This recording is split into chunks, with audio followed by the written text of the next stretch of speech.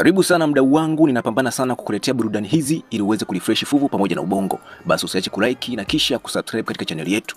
Mwanzoni mwa movie yetu tunamuona mtoto mdogo anaitwa Saro akiiba makaa ya mawe katika treni akiwa pamoja na kaka yake anaitwa Gudu. Wanapokamilisha mpango wao wanashuka haraka na kwenda sokoni kuuza makaa ya mawe aliyoiba kwa kubadilishana pakiti mbili tu za maziwa. Wakiwa wanangoja, Saro anaona baadhi ya wachuuzi wa mtaani wakipika jarabai, chakula cha kienyeji. Saro anamwomba kakake aweze kumnunulia.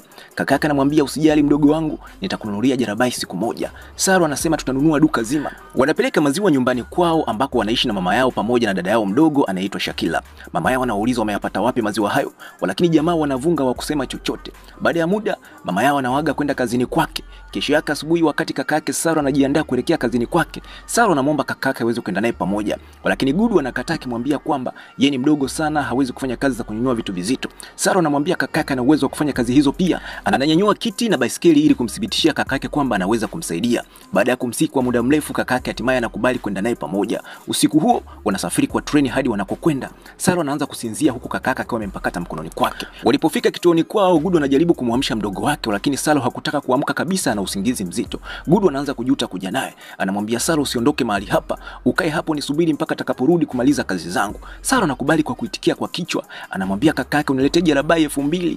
Gudu anaondoka. Ghafla Saro anaamka katikati ya usiku wa manane, lakini amesahau kila kitu ambacho alizungumza na kaka yake. Anaanza kumtafuta kaka yake huku akimuita, lakini hakuweza kupata majibu. Saro anatafuta sehemu zote za treni lakini hakuweza kumpata kaka yake. Hatimaye analala katika moja ya behewa. Asubuhi ilipofika, Saro anashtuka kukuta treni linasonga na milango yote imefungwa. Akiwa na wasiwasi anakimbia kuzunguka treni akimuita kaka yake pamoja na mama yake, lakini hakuna mtu aliyeweza kumsaidia. Anabaki na njaa yake akiwa amekwama katika moja ya behewa hilo kwa zaidi ya siku nzima. Hatimaye gari moshi linawasili Calcutta ambayo iko mbali wa kilomita 1600 kutoka nyumbani kwao. Saro anaomba watu msaada, lakini hakuna anayeweza kumuelewa kwa sababu anazungumza Kihindi na huko Calcutta watu wengi wanazungumza Kibengali. Anaenda kwenye kaunta ya kukatia tiketi akiwaambia anataka kwenda Ganesh Talai, lakini hakuna aliyeweza kumuelewa lugha yake. Kisha Saro anamfuata msichana mdogo na kuishia kulala na watoto wengine wa mitaani usiku huo. Majira ya saa 6 usiku anaamshwa na kelele za watoto wakichukuliwa na baadhi ya watu. Kwa hofu Saro anatoka nduki haraka. Afisa wa polisi anashuhudia watekaji nyara wakiwachukua watoto, lakini hakuchukua hatua yoyote kuwazuia. Saro anaelekea kwenye daraja na kukuta hekalu chini yake. Anasali na kuchukua chakula kilichobarikiwa kabla ya kwenda nyuma ya sanamu la hekalu kula pamoja na kulala.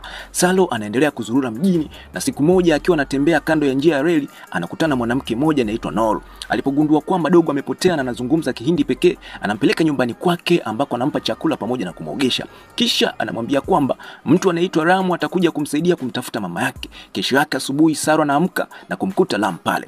Ramu anamkagua kwa muda kidogo na kisha anamwambia Nolu kwamba Saro ana sifa zote za mtoto aliyekuwa tukimtafuta. Baada ya Saro kugundua kwamba nia yao sio nzuri, alipopata upenyo walitoka nduki ya Ramu. Miezi miwili imepita, Saro amekuwa akiishi karibu na daraja. Siku moja akiwa ameketi karibu na mgawa, Saro alianza kumuiga jamaa aliyeketi mgawani akila chakula. Mtu yule alipomwona Saro na kumwendea, aligundua kwamba ni mtoto aliyepotea. Mtu huyo alimpeleka Saro kituo cha polisi. Polisi walipomwomba Saro anwani nyumbani kwao, hakuweza kusema chochote isipokuwa maneno ya Ganesh Talai. Kutokana na hali hiyo, polisi walimpiga picha kabla ya kumpeleka katika kituo cha watoto yatima. Saro anapelekwa kwenye kituo cha watoto yatima ambapo aliishi na watoto wengine wengi. Maisha huko yalikuwa ni bora kuliko hapo awali, lakini bado aliona matatizo kadhaa. Baada ya miezi mitatu, mwanamke aliyeitwa Bisudi alizungumza na Saro akimwambia kwamba aliweka habari katika matangazo na magazeti kuhusu kupotea kwake, lakini hajaweza kuwapata wazazi wake. Bisudi alisema kwamba wanandoa kutoka Australia wanataka kumchukua, anamuonyesha picha zao na nyumba yao. Baadaye mwanamke aliyeitwa Swamina alimchukua Saro kwa ndege hadi Australia na kumtambulisha kwa wenzi hao wawili walioitwa John na Sue. Walifurahi sana kukutana na Saro na kumwambia watakuwa ni wazazi wake wapya. Walimkaribisha kwa furaha nyumbani kwao. Kwa kweli ilikuwa ni nchi tofauti. Saro alihisi kuelemewa na kutaka kujua kila kitu kilichomzunguka. Lakini kadri wakati ulivyopita, polepole alizoea maisha yake mapya na kuanza kuishi maisha ya furaha sana pamoja na familia yake mpya. Baada ya mwaka mmoja, John na Sue wakaasili mtoto mwingine aitwaye Montoshi, lakini anaonekana mtoto huyu hakuwa sawa kiakili. Montoshi anapata tabu sana kuzoea mazingira mapya na akaamua kukasirika na kuanza kujiumiza.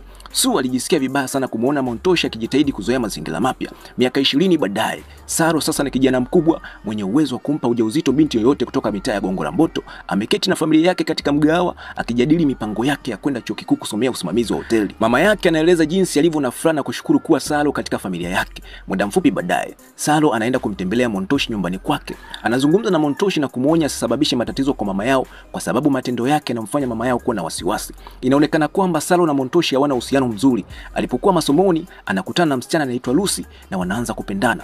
Siku moja anakwenda katika sherehe iliyoandaliwa na marafiki zake wa Kihindi, na katika vyakula hivyo vilivyokuwepo pale aliona jarabai. Hii iliibua kumbukumbu za siku za nyuma alipokuwa akimuomba kaka yake Gudu amnunulie jarabai dukani. Muda mfupi baadaye Salo aliwaambia marafiki zake kuhusu hadithi yake. Rafiki yake mmoja anamshauri kwamba wanaweza kukadiria umbali wa eneo la nyumbani kwao kwa kupima mwendo wa treni na muda aliotumia katika treni. Pia wanashauri kutumia Google Earth kujaribu kutafuta kijiji chao huko nchini India.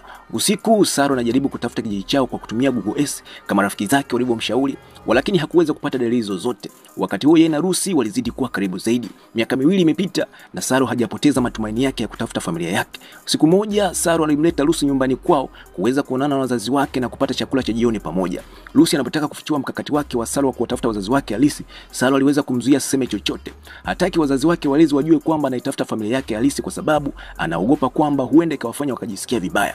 Na hapa tunagundua kwamba Salo hamchukulii Montushi kama kaka yake kwa sababu Montushi ana uraibu wa dawa za kulevya ambao hupelekea kumsumbua mama yao kila mara. Kadiri muda ulivyosonga, Salo alipata shauku zaidi ya kuitafuta familia yake ya awali. Japokuwa anakabiliwa na changamoto kutoka kwa Lucy, Salo ana wasiwasi, anahisi anaishi maisha ya kifahari huku familia yake inaweza kuwa taabani kimngojea kila siku. Anamwambia Lucy kwamba anaweza kuwa na maisha bora kuliko haya. Salo anafikiria mara kwa mara kuhusu familia yake na hamu ya kuipata na msukuma kutumia wakati mwingi akiwa peke yake nyumbani akitafuta habari yoyote ambayo inaweza kumpeleka kwao. Siku moja Salo anakutana na Lucy na kumwarifu kwamba afya ya mama yake mlezi si nzuri. Akiwa na wasiwasi kuhusu mama yake, Salo anaamua kwenda kumtembelea.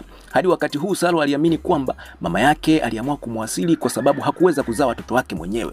Lakini wakati wa mazungumzo yao alibaini kwamba Johnny pamoja na Sue wangeweza kupata watoto wao wenyewe ikiwa wangetaka, lakini walichagua kutofanya hivyo. Badala yake walitaka kumpa maisha mazuri mtoto ambaye hakuwa na familia. Salo aliposikia hivyo alitokwa na machozi mengi. Wakati huu ilimfanya amuone Montushi kwa njia tofauti. Aliamua kumtembelea Montushi nyumbani kwake na kuweza kumwomba msamaha. Salo alikuwa anakaribia kukata tamaa ya kutafuta familia yake halisi, lakini siku moja akiangalia Google Earth bila mpangilio, alienda mbali zaidi ya maeneo ambayo alikuwa akiyatafuta hapo awali. Huko alipata sehemu ambayo ilivutia macho yake. Aliona sehemu ambazo alikuwa akicheza utotoni na hatimaye akakiona kijiji chao kidogo kilichoitwa Ganesh Talai. Hakuweza kuzuia furaha yake. Kwa furaha alimwambia Lucy kuhusu kukipata kijiji cha nyumbani kwao na wakukumbatiana kwa furaha.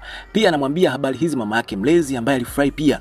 Alitumai kwamba mama halisi wa Salo anaweza kuwa katika kijiji cha Ganesh Talai na atapata kumuona mtoto wake mkubwa ambaye amekuwa ni wa ajabu sana. Baada ya kusafiri mpaka India na kufika kijijini kwao Ganesh Talai, Salo alihuzunika sana kukuta nyumba yao imegeuzwa gofu.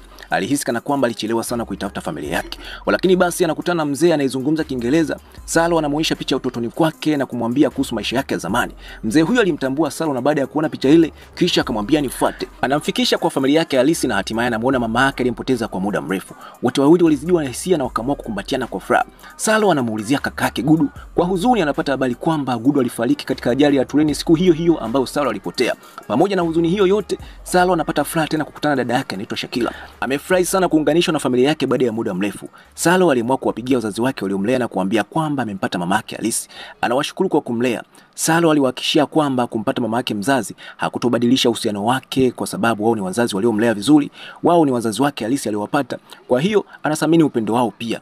Movie yetu imekwisha. Naamini kwamba umeipenda, basi usiache kuilike na kisha kusubscribe katika channel yetu.